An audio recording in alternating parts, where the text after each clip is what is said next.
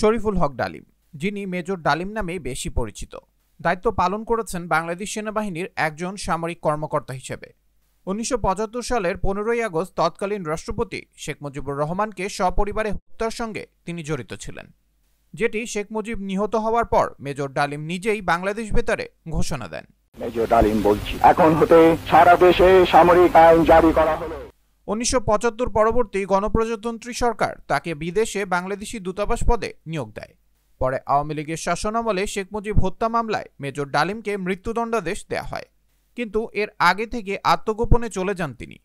এরপর দীর্ঘ 50 বছর লুকিয়ে থেকে অবশেষে প্রকাশ্যে এলেন তিনি। সম্প্রতি প্রবাসী সাংবাদিক ইলিয়াস হোসেনের টক শোতে মেজর ডালিম হাজির হন।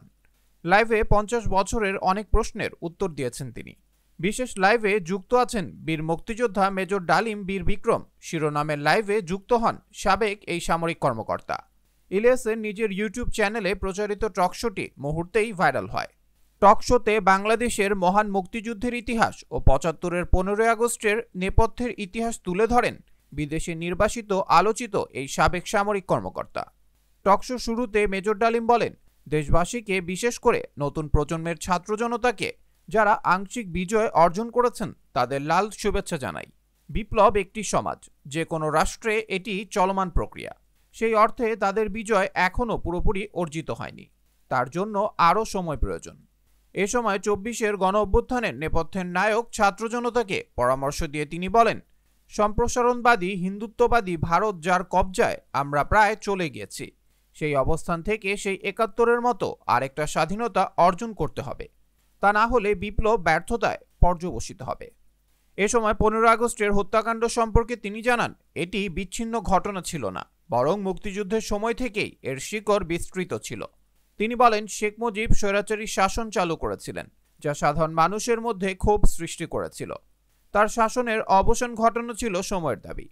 ডালিম দাবি করেন, 15 আগস্ট ছিল একটি সামরিক বিপ্লব, যেখানে উভয় পক্ষের লোকজন হতাহত হলেও বিপ্লবীরা বিজয়ী হয়ে ক্ষমতা দখল করে। মেজর ডালিম বলেন, মুজিব মারা যায়নি, একটি সেনা অভ্যুত্থানে নিহত হয়েছেন। তিনি বলেন, শেখ মুজিব তার জুলুমের মাত্রা এতটাই তীব্র করেছিল স্বৈরাচারী আচরণের মতো যে তখন মানুষ রবের কাছে মুক্তি চাচ্ছিল তার জুলুমের অবসানের জন্য। বাকশাল বিদায়ের পর কোটি কোটি মানুষ রাস্তায় নেমে এসে শুকরিয়া আদায় করেছে। তিনি আরও বলেন, জাতীয় সঙ্গীত রবীন্দ্রনাথ ঠাকুরের লেখা হওয়ার পরিবর্তে কাজী নজরুল ইসলাম বা অন্য দেশীয় কবিদের লেখা হতে পারত। ভিনদেশি কবির গানকে জাতীয় সঙ্গীত বানানো একটি বিরল ঘটনা। এদিকে ইলিয়াস হোসেনের এই লাইভ টক শো সাম্প্রতিক সময়ে বাংলা ভাষার কন্টেন্টের মধ্যে বলা যায় রেকর্ড করেছে।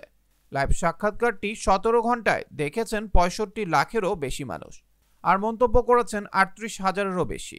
অনেক দর্শক ডালিমকে আখ্যায়িত করেছেন জাতীয় বীর হিসেবে।